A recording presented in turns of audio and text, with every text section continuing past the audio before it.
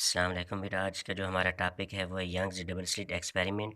इस टास्क को स्टार्ट करने से पहले बेटा इस चैप्टर का जो बेसिक कंसेप्ट है उससे थोड़ा सा डिस्कस करते हैं। बेटा जब भी इस कायनात की बात की जाती है तो हमारी फ़िज़िक्स कहती है कि आपने ओनली टू टर्म्स को डिस्कस करना है। वो दो टर्म्स पार्टिकल्स और वेव्स। दो टर्म्स, ओनली टू टर्म्स। या तो आप वेव्स को डिस्कस कर सकते हैं या फिर हम पार्टिकल्स को डिस्कस कर सकते हैं। बेटा पार्टिकल्स की अलग प्रॉपर्टीज़ होती हैं, वेव्स की अलग प्रॉपर्टीज़ होती हैं। पार्टिकल्स जो हैं वो कोलाइड कर सकते हैं, पार्टिकल्स की यानी कोलिजन होती है। उसके अलावा पार्टिकल्स जो हैं बेटा वो रिफ्लेक्ट भी होते हैं। यानी ये कुछ प्रॉपर्टीज़ हैं, यानी रिफ्लेक्शन भी होती है, कोलिजन भी होती है, पार्टिकल्स की कुछ प्रॉपर्टीज़ हैं। लेकिन बेटा अगर हम वेव्स की बात करें तो वेव्स की प्रॉपर्टीज़ में हमने बेटा डिस्कस किया कि वेव्स इंटरफेरेंस कर सकती हैं, वेव्स रिफ्लेक्ट हो सकती हैं, वेव्स रिफ्रैक्ट भी हो सकती हैं और वेव्स की डाइफ्रैक्शन भी होती है। आपने बेटा देखा होगा कि घरों में नॉर्मल हम अपनी विंडो से, शीशे वाली विंडो से बाहर की तरफ देखें तो बाहर का भी व्यू हमें नज़र आता है, दिखाई देता है। अगर हम शीशे में थोड़ा सा गौर करें तो हम अपना अक्स भी देख रहे होते हैं। यानी बाहर का जो आपको व्यू नज़र आया वो आपकी क्या थी, वो थी आप रिफ्लेक्शन। रिफ्लेक्शन के साथ साथ रिफ्रैक्शन भी हो रही है। आप शीशे में अपने आप को भी देख रहे हैं और बाहर का भी व्यू देख रहे हैं। यानी हम लाइट को as a reflection and as a refraction भी डिस्कस कर सकते हैं और लाइट को एज अ रिफ्लेक्शन और रिफ्रैक्शन तो हम पहले डिस्कस कर चुके हैं। इसी तरह बेटा हमने ये कहा कि जो पार्टिकल हैं, पार्टिकल की प्रॉपर्टीज़ कुछ और हैं, वेव्स की प्रॉपर्टीज़ कुछ और हैं। पार्टिकल में हमने कहा कि इंटरफेरेंस नहीं हो सकती, पार्टिकल्स ओनली कोलाइड हो सकते हैं, रिफ्लेक्ट हो सकते हैं। ये प्रॉपर्टीज़ पार्टिकल्स की होती हैं। वेव्स की प्रॉपर्टीज़ को अगर डिस्कस किया जाए तो बेटा वेव की प्रॉपर्टीज़ में हम ये कहते हैं कि रिफ्लेक्शन होगी, रिफ्रैक्शन होगी, इंटरफेरेंस होगी, डाइफ्रैक्शन होगी। ये तमाम प्रोसेस वेव की प्रॉपर्टीज़ में आ जाती हैं। अगर ये तमाम की तमाम प्रॉपर्टीज़ वेव्स की हैं तो लाइट एज अ वेव या एज अ पार्टिकल, अभी उस वक्त तक ये इल्म था ही नहीं कि जो लाइट है वो पार्टिकल है या वेव है। सिर्फ ये डाउट था कि लाइट जो है वो या तो पार्टिकल हो सकती है या फिर एज अ वेव बिहेव कर सकती है। तो हिस्ट्री के मुताबिक बेटा अगर हम देखें तो न्यूटन ने ये कंसेप्ट दिया कि न्यूटन ये कहता है कि जो लाइट है वो एज अ पार्टिकल बिहेव करती है। फिर अगर light as a particle behave करती है तो उन पार्टिकल्स को न्यूटन ने कार्पस्कल्स का नाम दे दिया। जिस थ्योरी को न्यूटन ने पेश किया उसे कहते हैं कार्पस्कुलर थ्योरी। फिर जब बेसिक कंसेप्ट की हमने बात की तो मैंने कहा बेसिक हिस्ट्री की तरफ बढ़ते हैं तो न्यूटन ने सबसे पहले क्या कहा कि जो लाइट है वो एज अ पार्टिकल बिहेव करती है और उन पार्टिकल्स को न्यूटन ने कार्पस्कल्स का नाम दे दिया। और जिस थ्योरी को न्यूटन ने पेश किया था बाद में उस थ्योरी को नाम दे दिया गया कार्पस्कुलर थ्योरी। तो उसके अगेंस्ट मेरा डच साइंटिस्ट आया 1678 में, हाइजेंस। उसने कहा कि लाइट को एज अ वेव भी हम कंसीडर कर सकते हैं, यानी लाइट एज अ वेव भी बिहेव कर सकती है। उसने सिर्फ कंसीडर किया। मैं बेटा फिर कह रहा हूँ कि हाइजेंस ने ओनली कंसीडर किया कि जो लाइट है वो एज अ वेव बिहेव कर सकती है। तो जो न्यूटन के हिमायती और न्यूटन था उन्होंने उसका मजाक उड़ाना शुरू कर दिया कि अगर आप कहते हो कि जो लाइट है वो एज अ वेव बिहेव करती है तो आप प्रूव करके दिखाएं। क्योंकि बेटा जो लाइट है, मैंने आपसे ये कहा कि लाइट की रिफ्लेक्शन भी होती है। आप एक टॉर्च लें, टॉर्च को किसी वाल के ऊपर इंसिडेंट करें तो क्या होता है कि वो लाइट की रेज रिफ्लेक्ट होकर आपकी तरफ आएंगी। लाइट हमने देखा यहाँ रिफ्लेक्शन भी हुई। जैसे आपको मिसाल दी कि आप घर में खड़े हो जाएं पर विंडो से बाहर की तरफ देखें तो आपको बाहर का भी व्यू नज़र आता है, शीशे में अपना अक्स भी नज़र आता है। यानी वहाँ रिफ्लेक्शन का प्रोसेस भी हो रहा है और रिफ्रैक्शन का प्रोसेस भी हो रहा है। और लाइट एज अ पार्टिकल है या एज अ वेव है, इसे थोड़ा डिस्कस करना मुश्किल हो चुका था क्योंकि रिफ्लेक्शन का प्रोसेस भी हो रहा है, रिफ्रैक्शन का प्रोसेस भी हो रहा है। इसी बेस पर तो न्यूटन ने कहा था ना कि जो लाइट है वह एज अ पार्टिकल बिहेव करती है, लेकिन एज अ वेव अगर बिहेव करती है तो उसको वेव की प्रॉपर्टीज़ को फॉलो करना चाहिए। ये अभी तक प्रूव ना हो सका था तो इसने हाइजेंस ने फर्जी कह दिया था कि कंसीडर कर लिया था कि लाइट जो है वो एज अ वेव बिहेव करती है। लेकिन बेटा वो इसे प्रूव ना कर सका। जिस वजह से वो फेल हो गया। लेकिन डिफरेंट साइंटिस्ट थे जो इस काम में लगे हुए थे, वो प्रूव करना चाहते थे कि लाइट जो है वो एज अ पार्टिकल बिहेव करती है या फिर एज अ वेव। ये था तो थोड़ा मुश्किल, लेकिन एक वक्त आया कि एक साइंटिस्ट था यंग्स, थॉमस यंग्स, उसने 1801 में एक एक्सपेरिमेंट पेश किया। उस एक्सपेरिमेंट में उसने सबसे बेहतरीन टेक्निक पेश की। उसने कहा कि अगर आप लाइट को एज अ वेव कंसीडर करते हैं तो उसे वेव की प्रॉपर्टीज़ को फॉलो करना चाहिए। उन वेव की प्रॉपर्टीज़ में इंटरफेरेंस है, डाइफ्रैक्शन है, और इंटरफेरेंस पार्टिकल की प्रॉपर्टीज़ में नहीं है, क्योंकि पार्टिकल्स कोलाइड तो हो सकते हैं, इंटरफेयर नहीं हो सकती। तो यंग ने यह कहा कि अगर लाइट की इंटरफेरेंस होती है तो light as a wave behave करेगी, अगर लाइट की इंटरफेरेंस नहीं होती तो लाइट जो है वो एज अ पार्टिकल बिहेव करेगी। तो उसके लिए बेटा उसने 1801 में एक एक्सपेरिमेंट पेश किया। प्रूव क्या करना चाहता था? वो चाहता था कि लाइट को इंटरफेयर होना चाहिए, यानी इंटरफेरेंस ऑफ लाइट। और मेन जो उसका टास्क था वो ये था कि वो प्रूव करना चाहता था कि लाइट जो है वो एज अ वेव बिहेव करती है, यानी लाइट वेव नेचर की है। तो उसके लिए बेटा उसने जो एक्सपेरिमेंट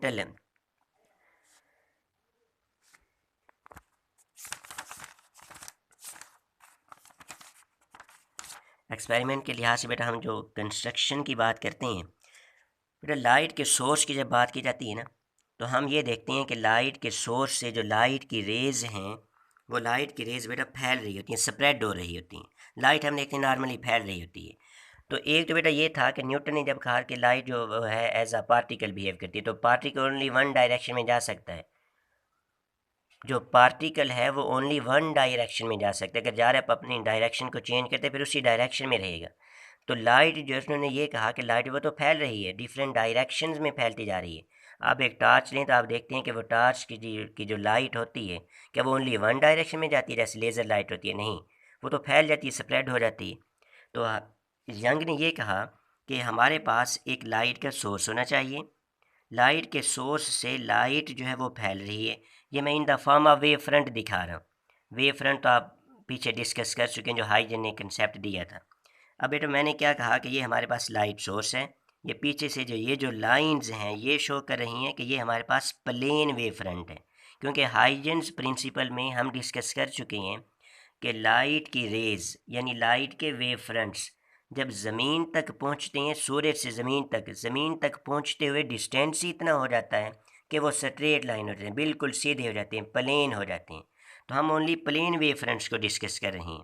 ये हमारे पास लाइट का सोर्स है। तो वहाँ से बेटा ये स्फेरिकल वेव फ्रंट्स प्रोड्यूस हुए। लाइट ऐसी है तो यहाँ से क्या हो गए? वेव फ्रंट्स प्रोड्यूस हो गए। तो इन वेव फ्रंट्स से आगे बेटा हमने दो स्लिट्स ली हुई हैं। तो स्लिट्स क्यों ली, उसकी भी रीज़न है। यंग्स ने ये कहा कि इंटरफेरेंस के लिए हमारे पास पॉइंट सोर्स का होना चाहिए, और पॉइंट सोर्स जो है वो ईज़िली नहीं बनाया जा सकता। तो उसके लिए आप क्या करें, बिल्कुल छोटे छोटे से दो सुराख ले लें, यानी होल ले लें। जब आप दो सुराख लेंगे तो एज आ स्लिट काम करेंगे। जब वो एज अ स्लिट काम करेंगे तो जैसे ही ये लाइट जो है, लाइट की रेज़ जिसे आप वेव फ्रंट का नाम दे रही हैं, ये इस पॉइंट्स तक पहुंचेंगी, इन पॉइंट्स तक। तो ये वाला point as a secondary source work करेगा। ये वाला जो हम पॉइंट ले रहे हैं जिसे होल का नाम दिया हुआ है, ये भी एज अ सेकेंडरी सोर्स काम करेगा। यहाँ से भी लाइट बाहर निकलेगी, यहाँ से भी लाइट। अब बकिया हिस्से से तो लाइट आगे नहीं जा सकती, यही दो सुराख हैं जहाँ से लाइट आगे जाएगी। तो बेटा ये एज अ सेकेंडरी वेवलेट किरदार अदा करेगा, और ये वाला भी एज अ सेकेंडरी वेवलेट। तो हमने ये देखा कि जब लाइट इन दो होल्स से क्रॉस हुई है तो किसी न किसी पॉइंट पर जाकर वो इंटरफेयर हो रही है। देखें इस हिस्से में क्या हो रही है? इंटरफेयर। इस इंटरफेरेंस की वजह से दो तरह के बैंड्स बनेंगे, यानी दो तरह की फ्रिंजेस बनेंगी, एक ब्राइट फ्रिंज और एक डार्क फ्रिंज। ब्राइट फ्रिंज बेटा कहाँ बनेगी और डार्क फ्रिंज कहाँ बनेगी, उसे भी थोड़ा डिस्कस करते हैं। आप इंटरफेरेंस में पढ़ चुके होंगे कि इंटरफेरेंस की कुछ कंडीशंस हैं। इंटरफेरेंस की कुछ, पहली कंडीशन ये है कि मोनोक्रोमैटिक सोर्स होना चाहिए। मोनोक्रोमैटिक सोर्स का मतलब बेटा ये है कि आपके पास जो सोर्स है ओनली सिंगल कलर का होना चाहिए, वाइट कलर का नहीं होना चाहिए। वाइट कलर में तो 7 कलर्स होते हैं। या ओनली रेड का होना चाहिए या ओनली ब्लू का होना चाहिए। जैसे हमने ये वाला लाइट सोर्स लिया, ये लाइट सोर्स ओनली या तो रेड का होगा या ब्लू का होगा, इट इज अप टू सोन, कोई भी हो सकता है। अगर ये ओनली रेड का है तो रेड की वेवलेंथ तो एक ही होता है, एक ही रहेगी, कौन सी, वो नेक्स्ट पॉइंट्स पर जाकर चेंज हो जाएगी। अगर बेटा मोनोक्रोमेटिक है यानी सिंगल वेवलेंथ, सिंगल वेवलेंथ का मतलब एक ही कलर होना चाहिए, रेड है तो रेड होना चाहिए, ब्लू है तो ब्लू होना चाहिए। वाइट नहीं ले सकते क्योंकि बेटा वाइट जो है वो कम्बिनेशन होता है हमारे पास कलर्स का, उसमें तो बहुत ज़्यादा कलर्स होते हैं। इसलिए हम इंटरफेरेंस को जब भी डिस्कस करते हैं तो ओनली मोनोक्रोमेटिक सोर्स लेते हैं। पहली कंडीशन तो ये थी। दूसरे नंबर पर फेज़ कोहेरेंट होना चाहिए। फेज़ कोहेरेंट आपने पढ़ा होगा कि फ़ेज़ कोहेरेंट होता है कि फ़ेज़ में डिफरेंस यानी एंगल में डिफरेंस, एंगल में डिफरेंस कांस्टेंट रहना चाहिए। अगर 0 डिग्री का है तो 0, 90 डिग्री का है तो 90, 180 का है तो 180। या आप पिछले टॉपिक में डिस्कस कर चुके होंगे तो उधर ज़्यादा डिटेल में नहीं जाते क्योंकि हम तो अपने टॉपिक के लिहाज से चलेंगे बेटा। तो हमने ये कहा कि यहाँ पर जो इंटरफेरेंस हुई है उस इंटरफेरेंस की वजह से दो तरह के बैंड्स बनेंगे, या तो ब्राइट बैंड या फिर डार्क बैंड। ये जो बेटा मैंने डायग्राम बनाई है ये है वेव फ्रंट्स के लिहाज से। तो आप रे डायग्राम भी बना सकते हैं। रे डायग्राम में आप ये कहेंगे कि हमारे पास ये एक बेटा लाइट का सोर्स है, हमें पॉइंट सोर्सेस चाहिए, तो इसलिए हमने दो होल्स ले ली जिसे मैं स्लिट का नाम दे रहा हूँ, स्लिट S1 और स्लिट S2। आप देख रहे हो बेटा कि यहाँ से लाइट, सोर्स से लाइट जैसे निकलेगी तो वो फैल रही है, इस तरफ भी फैल रही है और इस तरफ भी फैलती जा रही है। जब ये लाइट की रे इन स्लिट्स तक पहुँचेगी तो ये स्लिट्स, ये जो होल्स हैं, ये एज अ सेकेंडरी सोर्स काम करेंगे। सेकेंडरी सोर्स के दौरान लाइट जब यहाँ से निकलेगी वो भी फैलेगी, उधर भी फैलेगी और इस तरफ भी फैलेगी। इस सोर्स से भी जब लाइट बाहर निकलेगी तो उधर भी फैलेगी और इधर भी फैलेगी। हमने देखा कुछ एरिया ऐसा है जिस एरिया में लाइट की रेज आपस में मिल रही हैं यानी इंटरफेयर हो रही हैं, तो यहाँ पर इंटरफेरेंस होगी इस एरिया में। अगर इस एरिया में इंटरफेरेंस होती है तो इंटरफेरेंस की वजह से दो तरह के बैंड्स बनेंगे, एक बेटा होगा ब्राइट और एक होगा डार्क बैंड। अब सुने कि ब्राइट बैंड कब बनेगा और डार्क बैंड कब बनेगा। अगर बेटा कंस्ट्रक्टिव इंटरफेरेंस होती है, हमने पढ़ा कि इंटरफेरेंस भी दो तरह की है, या कंस्ट्रक्टिव है या डिस्ट्रक्टिव है। कंस्ट्रक्टिव इंटरफेरेंस में बेटा हमने ये कहा था कि अगर किसी एक वेव का जो क्रस्ट है दूसरी वेव के क्रस्ट के ऊपर आ जाए, किसी एक वेव का क्रस्ट दूसरी वेव के, तो वो वेव जो है, जो नेक्स्ट थर्ड वेव हमारे पास प्रोड्यूस होगी, उसका जो क्रस्ट होगा वो पहले से बढ़ जाएगा यानी डबल हो जाएगा, क्रस्ट के एम्पलीट्यूड में इजाफा हो जाएगा। पहले तो हमने ये कहा कि एक वेव हमारे पास है उसका ये क्रस्ट है, दूसरी वेव का ये क्रस्ट है, क्रस्ट के ऊपर क्रस्ट आ जाए या ट्रफ के ऊपर ट्रफ आ जाए तो क्रस्ट में भी बेटा इजाफा हो जाता है और ट्रफ में भी इजाफा हो जाता है। इस तरह की इंटरफेरेंस कहलाती है कंस्ट्रक्टिव इंटरफेरेंस। मैं आपसे पहले भी कह चुका हूँ कि इस कंडीशन में यहाँ पर या तो कंस्ट्रक्टिव इंटरफेरेंस होगी या डिस्ट्रक्टिव इंटरफेरेंस होगी। अब फिल वक्त हमें नहीं पता कि कंस्ट्रक्टिव हो रही है या डिस्ट्रक्टिव, हम तो सिर्फ ओनली पैटर्न को डिस्कस कर रहे हैं। पैटर्न में ब्राइट और डार्क बैंड्स बन रहे हैं। बेटा ब्राइट बैंड तब बनेगा जब कंस्ट्रक्टिव इंटरफेरेंस होगी और डार्क बैंड तब बनेगा जब डिस्ट्रक्टिव इंटरफेरेंस। डिस्ट्रक्टिव इंटरफेरेंस का मतलब है कि एक वेव का जो क्रस्ट है वो दूसरी वेव के ट्रफ पर आ जाए। जब क्रस्ट ट्रफ पर आएगा तो एक दूसरे के इफेक्ट को कैंसिल कर देंगे, जब कैंसिल करेंगे तो हाँ डार्क बैंड बनेगा। और बेटा ब्राइट को मैक्सिमा भी कहते हैं और डार्क को मिनिमा भी कहते हैं। मैक्सिमा का मतलब मैक्सिमम वैल्यू, मिनिमा का मतलब मिनिमम वैल्यू। तो हमने ब्राइट में देखा कि क्रस्ट पर आ जाएगा तो नेक्स्ट वेव का क्रस्ट बढ़ जाएगा, पहले से मैक्सिमम हो जाएगा, उसके एम्पलीट्यूड में इजाफा हो जाएगा। लेकिन अगर हम डार्क बैंड्स की बात करते हैं यानी डिस्ट्रक्टिव इंटरफेरेंस की, तो उसमें हमने कहा क्रस्ट ट्रफ से मीट होगा तो एक दूसरे के इफेक्ट को कैंसिल कर देंगे, जो नेक्स्ट वेव होगी उसकी वैल्यू तो पहले से भी कम हो जाएगी यानी एम्पलीट्यूड बिल्कुल ख़त्म हो जाएगा। या तो बिल्कुल ख़त्म हो जाएगा या पहले से कम रह जाएगा। वो इंटरफेरेंस में हम पढ़ चुके हैं, तो उधर ज़्यादा नहीं जाते। अब बेटा हम कंडीशंस को डिस्कस करने लगे हैं मैक्सिमा और मिनिमा की, कि मैक्सिमा और मिनिमा की कौन सी कंडीशंस हैं। जैसे बेटा हमने दो स्लिट्स ली थी S1 और S2। अब बेटा मैं दो स्लिट्स लेने वाला हूँ। एक मैंने A का नाम दिया, दूसरी स्लिट को बेटा मैंने नाम दिया B का। सिर्फ ओनली इस डायग्राम को बेटा समझो, आगे कैलकुलेशन ही है जो बहुत ही ईजी है। कैलकुलेशन के लिए इस डायग्राम को समझना बहुत ही अहम है। ठीक बेटा, मैंने आपसे ये कहा कि पहले नंबर पर जो हमने स्लिट ली वो स्लिट ए है, दूसरी स्लिट बी है। स्लिट ए भी एज अ सेकेंडरी सोर्स काम करेगी, स्लिट बी भी एज अ सेकेंडरी सोर्स काम करेगी। इन दोनों स्लिट्स के दरमियान कुछ ना कुछ डिस्टेंस तो है ना, उस डिस्टेंस को मैं कंसीडर कर रहा हूँ डी, यानी ए से लेकर बी तक का जो डिस्टेंस है वो डी है। इसी तरह भी हम इसी साइड को डिस्कस कर लेते हैं, इन्हीं स्लिट्स को डिस्कस करते हैं। तो बेटा मैंने कहा कि दो स्लिट्स ए और बी हैं, उन ए और बी स्लिट्स के दरमियान जो डिस्टेंस है वो डी है। अब इन स्लिट्स का सेंटर भी तो होगा। जब मैंने स्लिट्स का सेंटर लिया तो वो हमने देखा कि ये पॉइंट हमारे पास आए, उस पॉइंट बेटा मैंने नाम दे दिया सी का। ये जो पॉइंट सी है ये स्लिट्स का सेंटर है, स्लिट्स का सेंटर। और बेटा हमें तो चाहिए ब्राइट और डार्क बैंड्स चाहिए, ब्राइट और डार्क बैंड्स, क्योंकि हम इंटरफेरेंस करवाना चाहते हैं। इंटरफेरेंस पैटर्न को भी तो देखना है, उसके लिए स्क्रीन का होना ज़रूरी है। तो बेटा स्लिट्स से कुछ डिस्टेंस पर हम स्क्रीन को ले लेते हैं। ये क्या है? स्क्रीन है। ये जो हमने लाइन लगाई हुई है ये स्क्रीन है। अब इन स्लिट्स से कुछ ना कुछ डिस्टेंस तक होगी, तो बेटा मैंने कह दिया कि ये जो डिस्टेंस है वो एल है, यानी स्लिट्स से लेकर उस स्क्रीन तक का जो डिस्टेंस है वो कितना है? एल है। और इस स्क्रीन का भी तो सेंटर होगा, तो बेटा इस स्क्रीन का जो सेंटर है उसको हमने मान लिया ओ।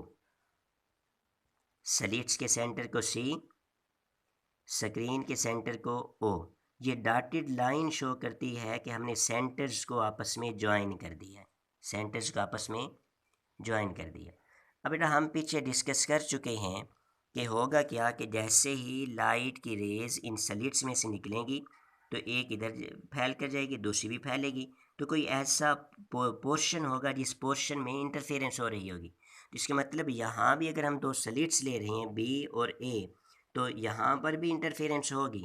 मैं ओनली उस इंटरफेरेंस का सिर्फ एक पॉइंट डिस्कस करने वाला हूँ, ओनली वन पॉइंट, कि उस पॉइंट पर कैसे इंटरफेरेंस होगी, कौन सी इंटरफेरेंस होगी। अब बेटा इस स्लिट से लाइट की रे जो बाहर निकलेगी तो वो फैल रही है, स्प्रेड हो रही है, वो भी उस पॉइंट की तरफ गई, इस पॉइंट तक पहुंची। इस स्लिट से भी लाइट की रे इस पॉइंट तक पहुंची। तो यहाँ पर या तो कंस्ट्रक्टिव इंटरफेरेंस होगी या डिस्ट्रक्टिव इंटरफेरेंस होगी। अब बेटा हमने ये देखा कि जो लाइट की रे स्लिट ए से पॉइंट पी तक पहुंची उसका पाथ ये वाला है, और जो लाइट की रे पॉइंट बी से पी तक पहुंची उसका पाथ ये वाला है।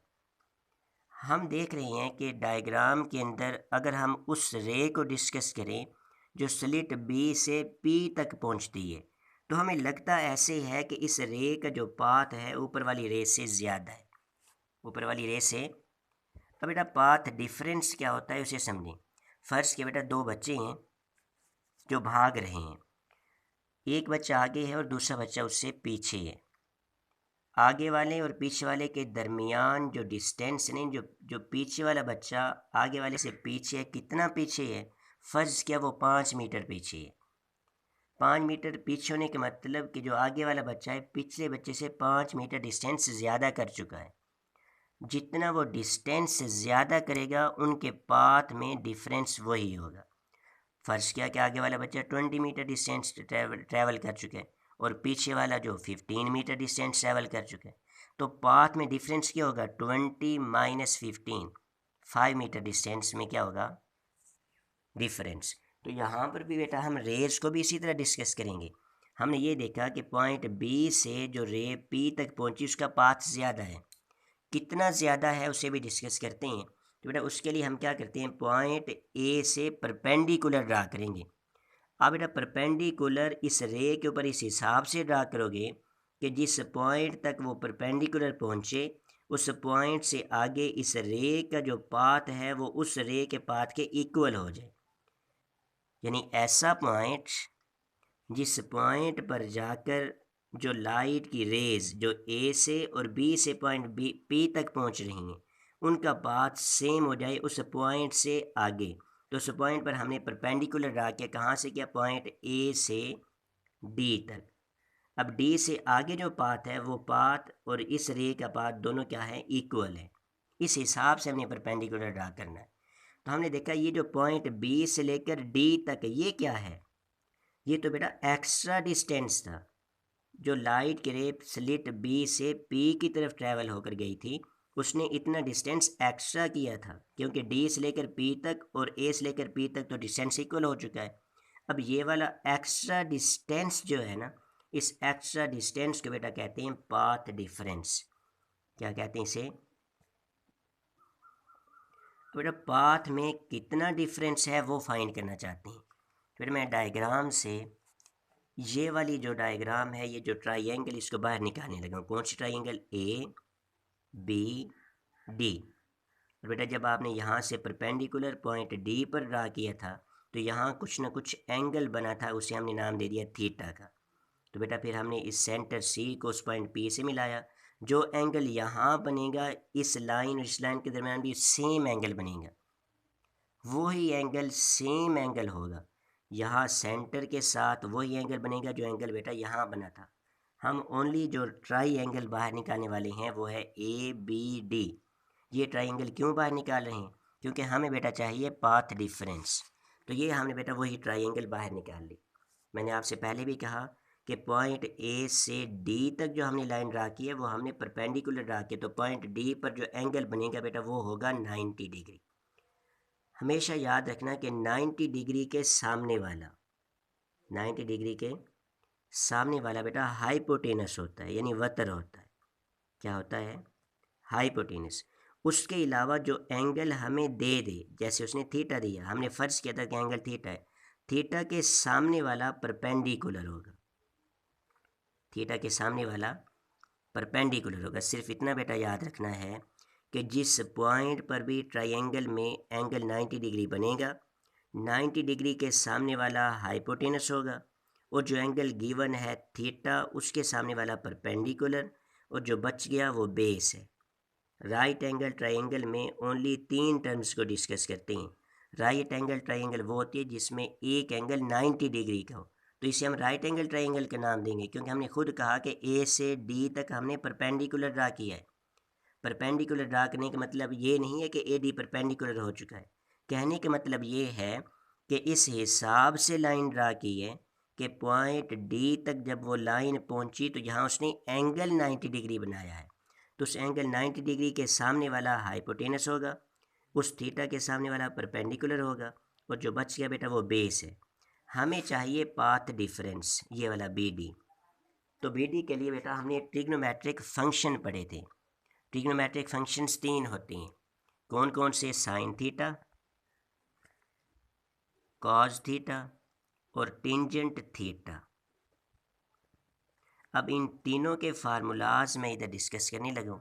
साइन थीटा बेटा होता है perpendicular over hypotenuse, cos theta हमारे पास होता है परपेंडिकुलर ओवर हाइपोटेनस, और टेंजेंट होता है परपेंडिकुलर ओवर बेस। अब बेटा हमें कैसे पता चलेगा कि sine theta perpendicular over hypotenuse के इक्वल है, तो उसके लिए ओनली 3 वर्ड्स अपनी तरफ से बनाए हुए बेटा वो याद रख लें। 10th क्लास में आप लोगों ने पढ़ा होगा, मैं अपनी तरफ से बेटा बनाने लगा हूँ, ऊ कु अक। आइन से इतना याद रखना है कि बेटा आइन से बनता है अमूद। आइन से क्या बनता है, अमूद। वाव से वितर और काफ से कायदा। साइन थीटा होता है अमूद बटा वितर यानी ऊ। कॉस थीटा होता है कु, और टेंजेंट थीटा बेटा होता है अक। ऊ कु अक, ये 3 वर्ड याद रख लें। आपकी फिजिक्स में बेटा ये तीनों ट्रिग्नोमेट्रिक फंक्शंस यूज़ होते रहते हैं। नेक्स्ट भी हम अब तो फिल वक्त बेटा हम कौन सा फंक्शन यूज़ करेंगे, वो भी अभी पता चल जाएगा आपको। लेकिन ये तीनों ट्रिग्नोमेट्रिक फंक्शंस बेटा आपने याद रखने हैं। ओनली 3 वर्ड्स याद कर लो, ऊ कु अक। आइन से अमूद, वाव से वतर, यानी अमूद का मतलब यानी परपेंडिकुलर, वाव से वतर का मतलब हाइपोटेनस। तो बेटा हमने कहा साइन थीटा हमारे पास इक्वल है perpendicular over hypotenuse, cos theta बराबर है perpendicular over hypotenuse, sorry cos theta हमारे पास है base over hypotenuse, base over hypotenuse. अब इस डायग्राम में हमने ये देखा कि हमें तो ओनली चाहिए पाथ रिफरेंस बी डी। क्या चाहिए? Only path difference B D, ये चाहिए, यानी हमें परपेंडिकुलर चाहिए। परपेंडिकुलर चाहिए तो आप देखो हमारे पास कौन कौन सी वैल्यूज़ हैं। क्या बेस है? बेस की तो वैल्यू हमारे पास है ही नहीं, लेकिन हाइपोटेनस की वैल्यू है। हमें एक परपेंडिकुलर चाहिए और एक हाइपोटेनस की वैल्यू गिवन है। तो इन फार्मूलाज में हमने देखा परपेंडिकुलर हमें चाहिए, हाइपोटेनस गिवन है, तो हम साइन थीटा यूज़ करेंगे। तो इसलिए बेटा हमने साइन थीटा यूज़ किया। वो क्या होता है? Perpendicular over base. तो परपेंडिकुलर बी डी है और बेस क्या है? A B. तो हमने बेटा लिख दिया कि sine theta is equal to B D over A B. A B किसके इक्वल है वो हम कंसीडर कर चुके हैं, डी के इक्वल है, तो उसकी वैल्यू पुट कर दी डी। डी इधर डिवाइड हो रहा है, दूसरी साइड में जाकर मल्टीप्लाई, तो बी डी आ गया डी साइन थीटा। और बी डी क्या है? पाथ डिफरेंस, यानी दो लाइट की रेज के दरमियान जो पाथ डिफरेंस हमारे पास आया बेटा वो है D sine theta, D sine theta. अब बेटा हम मैक्सिमा और मिनिमा को डिस्कस करना चाहते हैं, यानी कंस्ट्रक्टिव और डिस्ट्रक्टिव इंटरफेरेंस को डिस्कस करेंगे कि अगर कंस्ट्रक्टिव इंटरफेरेंस होगी तो पाथ डिफरेंस क्या होगा, डिस्ट्रक्टिव इंटरफेरेंस होगी तो पाथ डिफरेंस क्या होगा। यानी वेव्स के दरमियान, लाइट की रेज के दरमियान कितना पाथ डिफरेंस हो कि कंस्ट्रक्टिव इंटरफेरेंस हो जाए, कितना पाथ डिफरेंस हो कि डिस्ट्रक्टिव इंटरफेरेंस हो जाए। तो उसके लिए बेटा हम कंस्ट्रक्टिव इंटरफेरेंस की जब बात करेंगे तो उसके लिए पाथ डिफरेंस होता है एम लैम्डा। और अगर हमने ये कहा कि कंस्ट्रक्टिव इंटरफेरेंस के लिए पाथ डिफरेंस एम लैम्डा है, तो उसके लिए पाथ डिफरेंस हम पीछे फाइंड कर चुके हैं। पाथ डिफरेंस हमारे पास डी साइन थीटा है, तो पाथ डिफरेंस की जगह पे क्या लिख दिया? D sine theta is equal to M है। अब ये एम लैम्डा बेटा कहाँ से आ गया उसे पहले डिस्कस कर लेते हैं। अब बेटा मैं फ़र्ज़ करता हूँ, मैंने पहले भी ये कहा कि पाथ डिफरेंस वो डिफरेंस होता है जो पाथ के दरमियान हो, दो रेज के दरमियान कितना पाथ में डिफरेंस है, यानी कौन सी रे कितना डिस्टेंस ज़्यादा ट्रैवल कर चुकी है, इसे कहते हैं बेटा path difference. The difference of path between two points, उसे हम कहते हैं पाथ डिफरेंस। अब बेटा हमने फ़र्ज़ किया कि हमारे पास दो वेव्स हैं। एक वेव यहाँ से स्टार्ट हुई और इस तरह मोशन में है, दूसरी वेव भी सेम पॉइंट से स्टार्ट हो रही है, थोड़ा सा भी डिफरेंस नहीं है। जिस पॉइंट से वो स्टार्ट हुई उसी पॉइंट से वही वेव स्टार्ट हुई। तो हमने कहा ये भी वेव इसी तरह ट्रैवल कर रही है। तो अब बेटा देखें तो इसका जो क्रस्ट है वो इसके क्रस्ट के ऊपर आएगा। जब ये मीट होंगी, कोइंसाइड होंगी, तो क्रस्ट क्रस्ट के ऊपर आ जाएगा। और ट्रफ, अगर क्रस्ट क्रस्ट के ऊपर आ जाए और ट्रफ ट्रफ के ऊपर आ जाए तो बेटा उसे हम कहते हैं कंस्ट्रक्टिव इंटरफेरेंस। मैंने P D is equal to zero का मतलब नहीं, पाथ डिफरेंस यहाँ पर क्या है? ज़ीरो। पाथ में कोई डिफरेंस है ही नहीं, यानी किसी भी वेव ने जो पाथ है वो ज़्यादा ट्रैवल किया ही नहीं है, दोनों ने पाथ इक्वली ट्रैवल किया है, जो डिस्टेंस है वो इक्वल ट्रैवल किया है। तो यहाँ पर पाथ डिफरेंस ज़ीरो। जब पाथ डिफरेंस ज़ीरो है तो हमने देखा यहाँ कंस्ट्रक्टिव इंटरफेरेंस हो सकती है, डिस्ट्रक्टिव नहीं हो सकती, क्योंकि क्रस्ट पे क्रस्ट आ जाएगा, ट्रफ पे ट्रफ आ जाएगा। अब दूसरी कंडीशन, इसमें हमने फ़र्ज़ किया कि एक लाइट जो वेव है वो यहाँ से ट्रैवल हुई और इस डिस्टेंस ट्रैवल करती रही। दूसरी लाइट की वेव यहाँ से नहीं ट्रैवल हुई, वो थोड़ा पीछे से ट्रैवल हुई है, यहाँ से वो बेटा स्टार्ट हुई और इसी तरह आप देखते हैं कि ये वेव जा रही कंटिन्यूसली मोशन में है। अब यहाँ से लेकर यहाँ तक का डिस्टेंस तो दोनों का सेम है, लेकिन ये वाली वेव इतना पाथ ज़्यादा ट्रैवल कर चुकी है। क्या उसने इतना ट्रैवल किया? नहीं, उसने कम डिस्टेंस ट्रैवल किया। इस लाइट की रे ने इतना पाथ ज़्यादा डिस्टेंस ट्रैवल किया है, यानी यहाँ से लेकर यहाँ तक का डिस्टेंस ज़्यादा है। उससे पहले बेटा एक और चीज़ समझें कि अगर हमारे पास एक वेव हो, वेव जिस पॉइंट से स्टार्ट होती है उस पॉइंट से लेकर एक कंप्लीट वेव तक दोबारा उसी पॉइंट तक पहुंचे तो जो डिस्टेंस होती है उसे कहते हैं वेव लेंथ, लैम्डा। अगर एक वेव कंप्लीट हो जाए ना तो उसका जो पाथ होता है, उसका पाथ क्या कहलाता है, वेवलेंथ एक लैम्डा कहलाता है। लेकिन अगर हम ओनली एक क्रस्ट की बात करें तो स्टार से लेकर ओनली एक क्रस्ट का होता है उस लैम्डा का हाफ, यानी लैम्डा बाय 2। तो इसी तरह टफ का भी क्या होता है, लैम्डा बाय 2। दोनों को ऐड करोगे तो दोबारा क्या बन जाएगा, लैम्डा। तो यहाँ बेटा वही डिस्कस करते हैं कि हमने ये कहा कि जो दूसरी वेव है उसने लैम्डा डिस्टेंस से ज़्यादा ट्रैवल किया, एक कंप्लीट वेव बन गई ना। तो डिस्टेंस कितना ट्रैवल ज़्यादा हुआ, लैम्डा। यहाँ पर पाथ डिफरेंस क्या है, लैम्डा। पाथ में डिफरेंस बेटा यहाँ लैम्डा है, क्योंकि नीचे वाली जो वेव है वो लैम्डा डिस्टेंस ज़्यादा ट्रैवल कर चुकी है। ऊपर वाली वेव यहाँ से स्टार्ट हुई, नीचे वाली वेव यहाँ से स्टार्ट हुई, इतना डिस्टेंस उसका ज़्यादा है। कितना डिस्टेंस ज़्यादा है, लैम्डा। जितना डिस्टेंस ज़्यादा होगा उतना पाथ में डिफरेंस होगा। एक तो ये कंडीशन हमने देखी कि जब डिस्टेंस में डिफरेंस यानी पाथ में डिफरेंस लैम्डा आया, तो जब ये कोइंसाइड होंगी तो देखें क्रस्ट पर क्रस्ट आ जाएगा, ट्रफ पर ट्रफ आ जाएगा, क्रस्ट पर क्रस्ट आ जाएगा, ट्रफ पर ट्रफ आ जाएगा। तो यहाँ पर भी तो कंस्ट्रक्टिव इंटरफेरेंस होगी। नेक्स्ट एक और में देखते हैं, वो ऊपर वाली वेव उसी पॉइंट से स्टार्ट होकर आगे की तरफ गई। जो ये वाली वेव है ये यहाँ से स्टार्ट होकर गई है, यहाँ से लेकर यहाँ तक जो पाथ है वो वन वेव लेंथ, इससे आगे एक और वेव लेंथ। तो फिर स्टार्ट हुई तो हमने देखा क्रस्ट पे क्रस्ट आ गया, ट्रफ पे ट्रफ आ गया, क्रस्ट पे क्रस्ट आ गया, ट्रफ पे ट्रफ आ गया। तो यहाँ पाथ में कितना डिफरेंस है, लैम्डा प्लस लैम्डा। नीचे वाली जो वेव है बेटा वो 2 लैम्डा डिस्टेंस ज़्यादा ट्रैवल कर चुकी है। 2 लैम्डा डिस्टेंस से ज़्यादा है तो हम देख रहे हैं कि क्रस्ट पे क्रस्ट, ट्रफ पे ट्रफ, क्रस्ट पे क्रस्ट, ट्रफ पे ट्रफ। तो यहाँ कंस्ट्रक्टिव इंटरफेरेंस होगी। डिस्टेंस में डिफरेंस कितना है, वो 2 लैम्डा है। नीचे वाली 2 लैम्डा डिस्टेंस ज़्यादा ट्रैवल कर चुकी है, उतना डिफरेंस हो गया।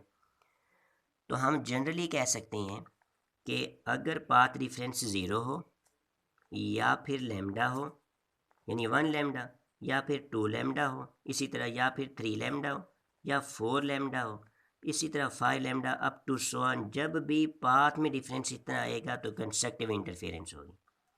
तो जनरली अब इस तरह लिखने के बजाय हमने लिख दिया एम लैम्डा। जो एम की वैल्यूज़ हैं वो 0 से स्टार्ट होती हैं up to so on, 0 1 2 3 up to so on जारी रहेगा।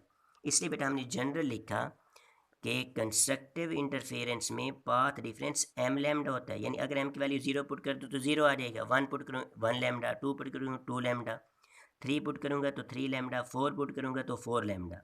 इससे हमने कहा कि कंस्ट्रक्टिव इंटरफेरेंस में पाथ डिफरेंस एम लैम्डा होगा। और पाथ डिफरेंस तो हम पीछे निकाल चुके हैं, डी साइन थीटा वो इक्वल आ गया एम लैम्डा के, और एम किस चीज़ के इक्वल है, 0 1 2 3 अप टू सो ऑन। अब बेटा डिस्ट्रक्टिव इंटरफेरेंस की बात करते हैं। तो डिस्ट्रक्टिव इंटरफेरेंस में जो पाथ डिफरेंस होता है वो होता है एम प्लस 1/2 इंटू लैम्डा। ये एम प्लस 1/2 लैम्डा कहाँ से आ गया उसे भी डिस्कस करते हैं। पाथ डिफरेंस हम निकाल चुके हैं, डी साइन थीटा वो पुट कर दिया, इक्वल आ गया एम प्लस 1/2 लैम्डा के। ये एम प्लस 1/2 लैम्डा बेटा कहाँ से आया उसे समझना है। अब फिर बेटा हमने दो वेव्स ली हैं। एक वेव इस पॉइंट से स्टार्ट होकर आगे गई, दूसरी वेव स्टार्ट यहाँ से हो रही है, यहाँ से स्टार्ट होकर ऐसे गई। तो ये वेव मोशन में बेटा याद रखना क्रस्ट के बाद ट्रफ तो लाजमन ही आता है। अगर यहाँ से स्टार्ट हुई एक क्रस्ट आया है तो इसके बाद फ़ौरन ट्रफ आएगा। हम यहाँ देख रहे हैं एक का क्रस्ट है और दूसरी का ट्रफ। मैंने आपसे कहा जहाँ क्रस्ट और ट्रफ मीट होंगे तो वहाँ डिस्ट्रक्टिव इंटरफेरेंस होगी, वो एक दूसरे के इफेक्ट को कैंसिल कर देंगे। अब यहाँ देखो ट्रफ है और ये क्रस्ट है, तो यहाँ भी एक दूसरे के इफेक्ट को क्या कर देंगे, कैंसिल कर देंगे। यहाँ पर भी क्या कर देंगे, कैंसिल। अब सवाल ये पैदा होता है कि इन दोनों वेव्स के दरमियान पाथ में कितना डिफरेंस है। जितना ये ज़्यादा डिस्टेंस ट्रैवल कर चुकी, कितना, इतना इससे ज़्यादा डिस्टेंस ट्रैवल किया और ये तो अकेला क्रस्ट है। अगर बेटा ये अकेला क्रस्ट है तो मैं पीछे भी कह चुका हूँ कि क्रस्ट की अगर पाथ लिहाज से बात की जाए तो वो भी लैम्डा बाई 2 होता है। कितना होता है, लैम्डा बाय इतना डिस्टेंस उसने ज़्यादा ट्रैवल किया था, और वो ओनली क्रस्ट है तो क्रस्ट का जो डिस्टेंस होता है वो कितना होता है, लैम्डा बाय 2। हमने देखा जब डिस्टेंस लैम्डा बाई 2 हुआ तो डिस्ट्रक्टिव इंटरफेरेंस हो गई। अब दूसरी डायग्राम में देखते हैं, लाइट की एक रे इस पॉइंट से स्टार्ट होकर आगे की तरफ गई, दूसरी लाइट की रे यहाँ से स्टार्ट हुई, और इस तरह मोशन में ये पहले क्रस्ट आया, फिर ट्रफ, फिर क्रस्ट, फिर ट्रफ। लेकिन जब इस पॉइंट तक पहुंची तो क्रस्ट और ट्रफ मीट होंगे तो डिस्ट्रक्टिव इंटरफेरेंस होगी। इंटरफेरेंस तो तब होती है ना जब दो वेव्स मिलती हैं, कोइंसाइड होती हैं। तो जब जब ये दो वेव्स मिलेंगी तो यहाँ इंटरफेरेंस होगी, एक का क्रस्ट है दूसरी का टफ है तो डिस्ट्रक्टिव। अब इसने कितना पाथ ज़्यादा ट्रैवल किया है, हमने देखा एक ये क्रस्ट तो λ/2, दूसरा ये ट्रफ तो इसका भी λ/2, फिर क्रस्ट तो λ/1, λ/2, 2 λ/2, 3 λ/2, कितने λ/2 बन गए, 3 λ/, जिससे मैंने कहा पाथ में जो डिफरेंस है वो 3 λ/2 है, या इसे लिख सकते हैं 3/2 लैम्डा। तो बेटा अगर मैं 3/2 की बात करूँ तो 3/2 को मैं लिख सकता हूँ 1 + 1/2, एलसीएम लूँगा तो हमारे पास आ जाएगा 2 + 1/2, तो क्या बन जाएगा 3/। इसी तरह 5/2 को भी लिख सकता हूँ 2 + 1/2, ये भी बन जाएगा, वही 2 एलसीएम ले लेंगे, ऊपर क्या बनेगा 4 + 1, तो 5/2 अप टू सो ऑन, ये जारी रहेगा। यानी पाथ में जब डिफरेंस 1 λ/2 आया, कितना डिफरेंस आया बेटा 1 λ/2, फिर 3 λ/2, फिर 5 λ/2, 7 λ/2। जब जब इतना डिफरेंस आता जाएगा तो डिस्ट्रक्टिव इंटरफेरेंस होगी। 3 λ/2 को लिख सकते हो 3/2 लैम्डा, 5/2 लैम्डा, 7/2 लैम्डा, इस तरह आप बेटा लिख सकते हैं।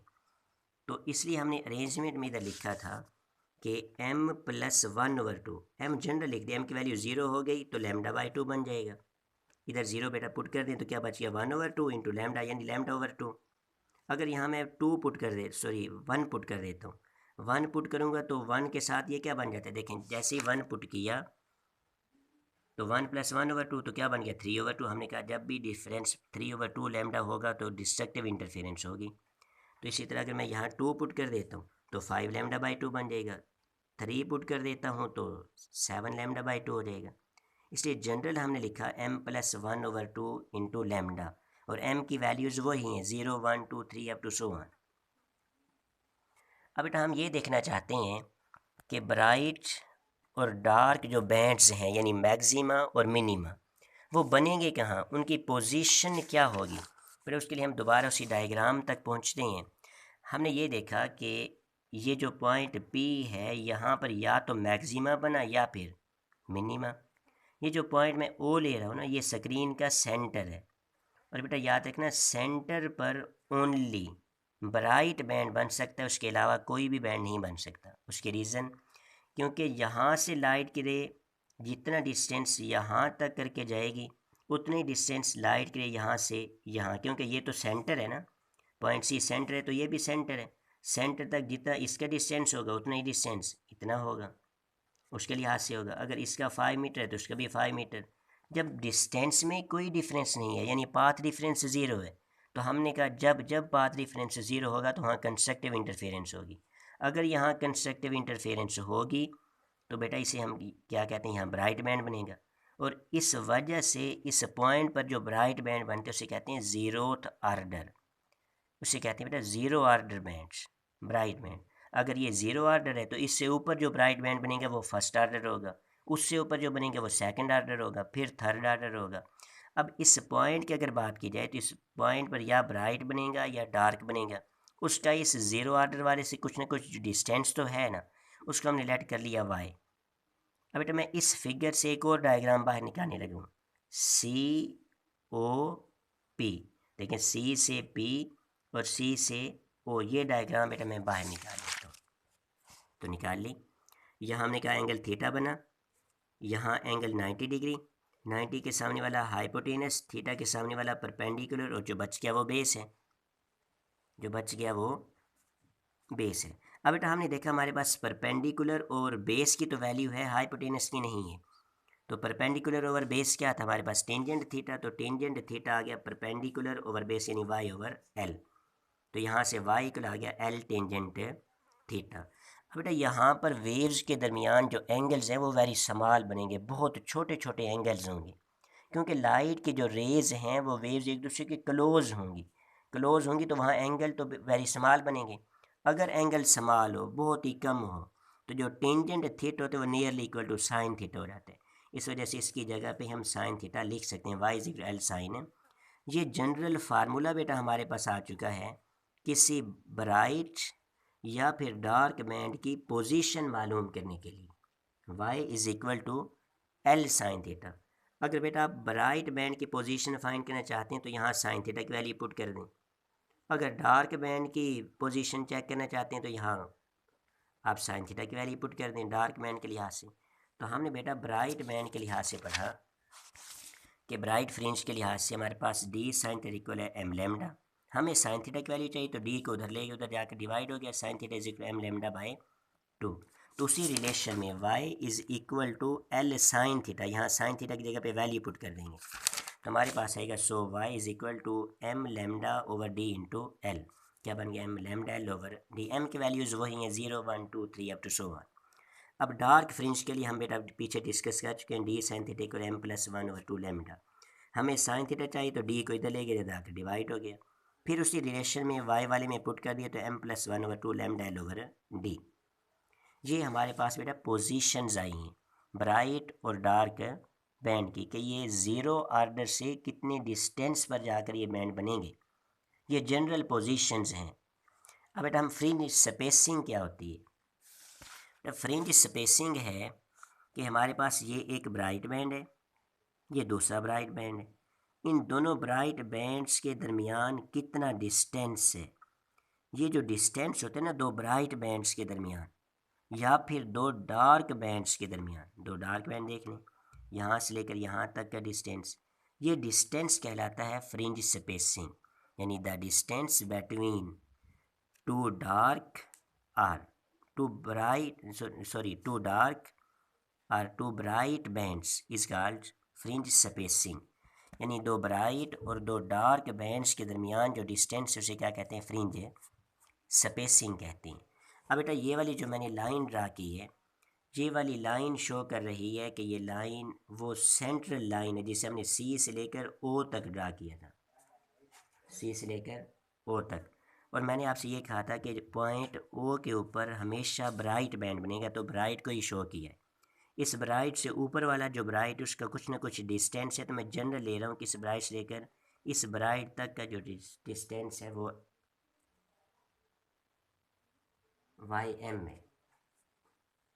वो डिस्टेंस कितना है? वाई एम में, क्योंकि ब्राइट से लेकर ब्राइट तक का डिस्टेंस तो कुछ ना कुछ होगा, उससे हमने जनरली ले लिया कि वो वाई एम में। फ़र्ज़ के बेटा अगर मैं 5 मीटर डिस्टेंस लेता तो अगले बैंड तक का जो डिस्टेंस हो तो उसमें कुछ ऐड कर देते, +1 ऐड करते तो नेक्स्ट क्या हो जाता? 6। 5 मीटर है तो 1 मीटर और ऐड करेंगे तो क्या बन जाएगा? 6 बन जाएगा। तो इस वजह से जो नेक्स्ट हमारे पास ब्राइट बैंड है उसका जो डिस्टेंस है वो वाई एम प्लस 1 है। फ्रिंज स्पेसिंग क्या है? दो ब्राइट बैंड्स के दरमियान डिस्टेंस। ये भी तो ब्राइट बैंड है और ये भी ब्राइट बैंड है, इनके दरमियान जो डिस्टेंस होगा उसे क्या कहेंगे? Fringe spacing. तो हम डिस्टेंस फाइंड करना चाहते हैं कि कितना है, तो उसके डिस्टेंस में से इसके डिस्टेंस को माइनस कर देंगे। तो फ्रिंज स्पेसिंग का बेटा जनरल फार्मूला है कि del Y is equal to Y M plus 1 minus Y M. Bright band के लिए अलग होगा, डार्क बैंड के लिए अलग अलग होगा। तो हमने ब्राइट बैंड के लिए बेटा पढ़ा कि Y M is equal to M lambda L over D. ये तो बेटा हमारे पास है फर्स्ट आर्डर के लिए, क्योंकि ज़ीरो आर्डर वाला ये है। फर्स्ट आर्डर वाले का डिस्टेंस बेटा हम ले चुके हैं वाई एम, तो फर्स्ट आर्डर के लिए हमने लिखा Y M is equal to M lambda L over D. अगर सेकंड आर्डर के लिए चाहिए तो क्या बन जाएगा? Y M plus 1। Only M की जगह पे लिख दिया एम प्लस 1, इधर भी एम की जगह पे क्या लिख दिया? M plus 1। ये बेटा सेकंड आर्डर के लिए और ये हमारे पास फर्स्ट आर्डर के लिए। तो हमें तो फ्रिंज स्पेसिंग जिसे डेल वाई से शो करते हैं वो चाहिए। तो डेल वाई हमारे पास बेटा इक्वल है Y M plus 1 minus Y M के। वाई एम प्लस 1 की वैल्यू पुट कर दी, वाई एम की बेटा वैल्यू पुट कर दी। लैम्डा एल ओवर डी इधर भी है, लैम्डा एल ओवर डी इधर भी कॉमन ले लिया, तो इधर से एम प्लस 1 बच गया और इधर से एम एम एम से कैंसिल, तो क्या बच गया? Lambda L over D.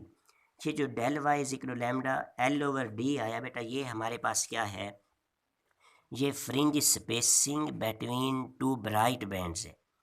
और बेटा याद रखना कि दो ब्राइट बैंड्स के दरमियान जितनी विड्थ होगी ना डार्क बैंड की, उतना ही डिस्टेंस होगा दो ब्राइट बैंड्स के दरमियान। दो ब्राइट बैंड्स के दरमियान डिस्टेंस यहाँ से लेकर यहाँ तक की है और वो उतनी विड्थ तो डार्क बैंड्स की है। इसी तरह दो डार्क बैंड के दरमियान जो डिस्टेंस है उतनी होगा जितनी विड्थ ब्राइट बैंड की होगी। अब बेटा डार्क बैंड के लिए यहाँ से देखते हैं, तो हमने Y M is equal to M plus 1 over 2 lambda L over D, ये फर्स्ट आर्डर के लिए ले लिया। अगर सेकंड ऑर्डर के लिए चाहिए तो m की जगह पे m+1, इस m की जगह पे भी बेटा मैंने पुट कर दिया m+1, ये वाला, ये 1/2 उसी तरह ही आ गया। अब 1+1/2 कैल्शियम लेंगे तो ये बन जाएगा 3/2, 3/2, ये y m+1 आ गया। तो fringe spacing del y is equal to y m+1 minus Y M. Values बेटा पुट की lambda over D common ले लिया, इधर से ये टर्म बच गई और इधर से ये वाली दरमियान में माइनस सेम आ गया।